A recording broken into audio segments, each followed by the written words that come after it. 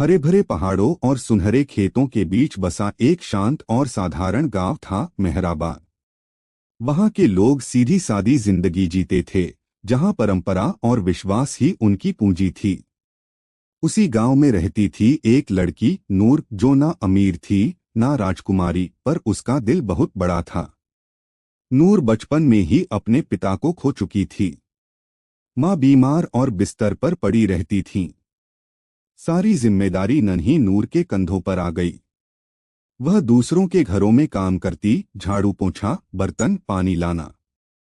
छोटी उम्र में उसने दुनिया के हर दर्द को करीब से देखा, लेकिन कभी शिकायत नहीं की।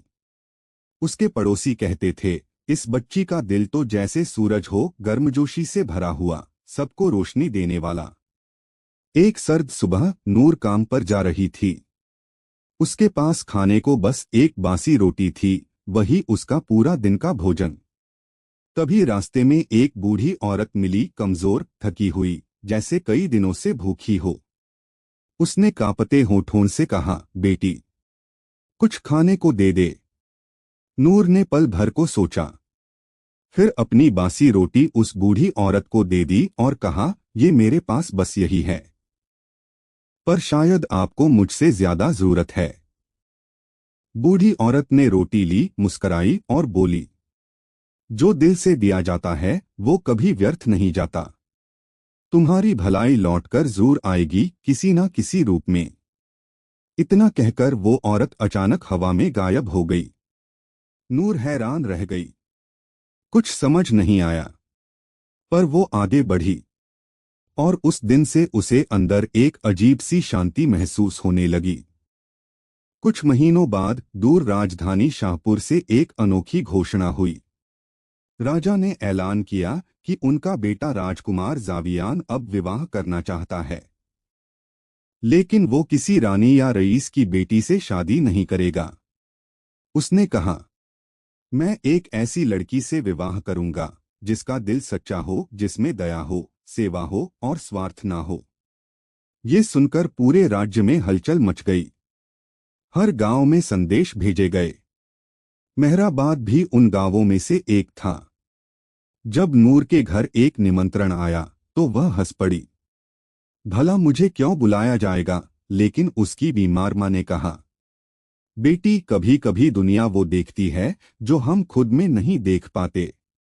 जा, जैसे तू है वैसे ही जा। नूर के पास अच्छे कपड़े नहीं थे। उसने अपना सबसे साफ कपड़ा पहना, बालों को बांधा और साधारण सी चप्पल पहनकर राजधानी रवाना हो गई। राजमहल में सैकड़ों लड़कियां आई थीं, रेशमी कपड़े, गहने, इत्र और मुस्कानें जो बनावती थीं। नूर अपने सादे कपड़ों में सबसे पीछे चुपचाप खड़ी थी। राजकुमार ने हर लड़की से बस एक सवाल पूछा, अगर तुम रानी बन जाओ तो क्या करोगी? कोई बोली, सोने के महल बनवाऊंगी। कोई बोली, विदेशों से खजाने मंगवाऊंगी। कोई कहती, राज्य को दुनिया में सबसे महान बना दूंगी। नूर की बारी आई। उसने सिर झुकाया और शांति से कहा, अगर मुझे रानी बनने का सौभाग्य मिला तो मैं भूखों को खाना दूंगी, बीमारों का इलाज करवाऊंगी और अनाथों के लिए घर बनवाऊंगी। मैं वो सब करूंगी जो लोग भूल जाते हैं। पूरे दरबार में सन्नाटा छा गया। राजकुमार खड़ा हो गया। उसने नूर को गौर से देखा और बोला, यही है वो लड़की जिसकी मुझे तलाश थी।